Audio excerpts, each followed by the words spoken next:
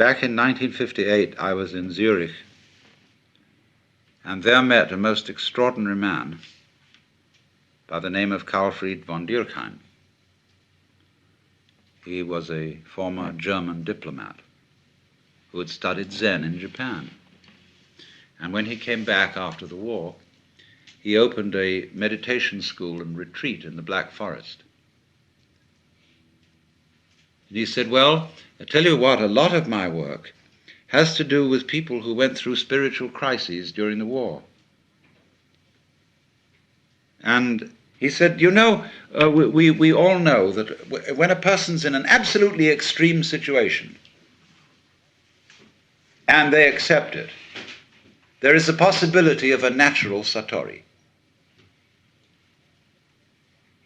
And that's what I mean when I was explaining that when one gets to an extreme, that is to say, to the point where you realize that there is nothing you can do about life, nothing you can not do about life, then you're the mosquito biting the iron bull. Well, so in the same way he said, look, you heard a bomb coming at you. You could hear it whistle, and you knew it was right above you and headed straight at you and that you were finished. And you accepted it.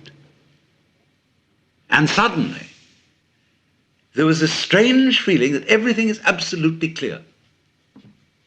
You suddenly see that there isn't a grain of dust in the whole universe that's in the wrong place. That you understand completely, absolutely, totally what it's all about. Because you can't say what it is. But he said in so many cases the bomb was a dud and they lived to tell the tale. Or he said you were in a concentration camp. You've been there so long that you gave up all hope whatsoever, ever getting out. You were just going through this miserable, boring, degrading grind, week after week after week. Nobody paid the slightest attention to you as an individual. You knew you would never get out, and you accepted it. And suddenly, something changed. This extraordinary feeling of freedom. Or he said, you were a displaced refugee. You had lost your family. You didn't know whether they even existed. You were miles from your home. You didn't know whether it existed. You had lost your job, your very identity. You were absolutely nowhere. And you accepted it. And suddenly, you were as light as a feather and free as the air. Now he said, so many people have had those experiences and they talk about them to their families and friends and they say, oh, well, you were under terrific pressure and you probably had some hallucination, you know? Well, he said, I am showing those people that so far from having a hallucination, those were the few occasions in which they woke up. So you see, this is always the opportunity presented by death. That if one can go into death with eyes open and have somebody help you, if necessary, to give up before you die, this extraordinary thing can happen to you. So that from your standpoint, in that position, at that time, you would say, I wouldn't have missed that opportunity for the world. Now I understand why we die. The reason we die is to give us the opportunity to understand what life's all about. By letting go. Because then we come to a situation that the ego can't deal with. When we are no longer hypnotized by that, then our natural consciousness can see clearly what all this universe is for. So, therefore, we have missed this golden opportunity by institutionalizing death out of the way, instead of having a socially understood acceptance of death and rejoicing in death. Now, I could imagine that one person would want to rejoice in death in an entirely different way from another. Like, say, a wedding is a rite of passage. There are certainly some forms of celebrating a wedding which I would find a total bore and quite offensive. Other ways would be very good. I would enjoy it.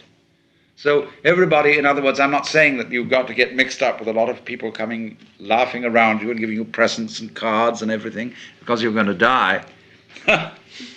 But I'm only indicating a general thing, that the doctor, the ministers, the psychiatrists, and above all us, really owe it to our friends to work out an entirely new approach to death.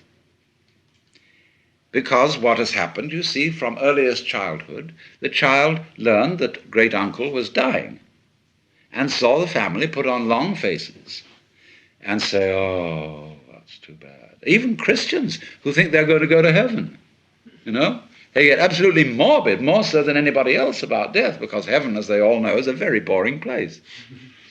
And so this frightful thing, he's dead. Now one understands that for the living, to lose someone you love, or even for a dying person to worry about what on earth my wife, my children, my whatever are going to do without me.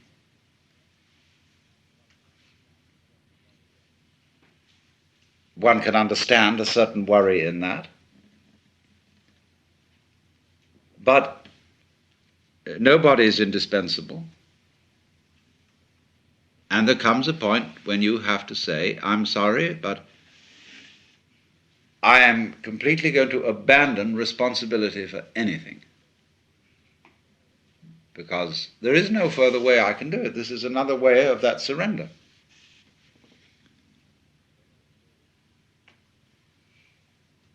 And then the curious thing that occurs is the moment all that is dropped, suddenly it dawns on you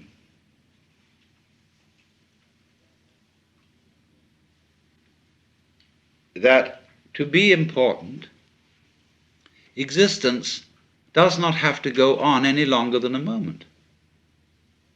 Quantitative continuity is of no value. How long can you hold your breath? Who cares?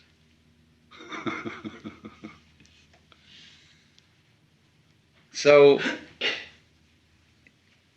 it follows from that, you see, that if any one of us, without being shocked into it by being bombed or put in a concentration camp, could at this moment be as one about to die,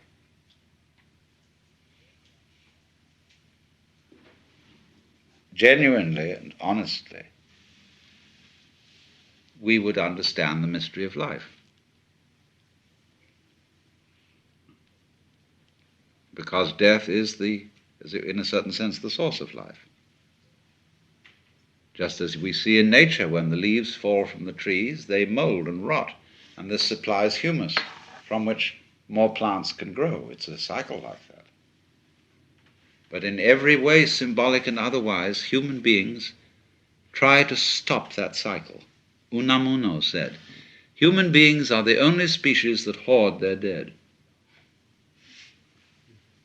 And therefore, with the ghastly art of the mortician, we try to make the body unpalatable to the worms, and so to stop life, as if to be eaten in due course were an indignity to the human being, whereas we eat everything else and we give nothing back. So that is a kind of a social symptom of our profound disorientation with respect to death.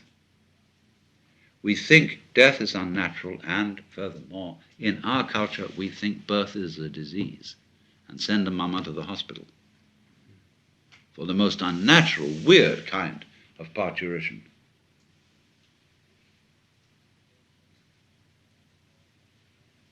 In other words, more and more one regards the healthy and inevitable and natural transformations of the body as pathological. I can imagine, people having sexual intercourse on an operating table to be sure that the whole thing is hygienic.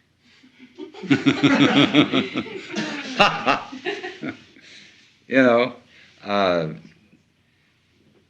everything about us like that is become over interfered with by specialists, and less the province of our own preferences.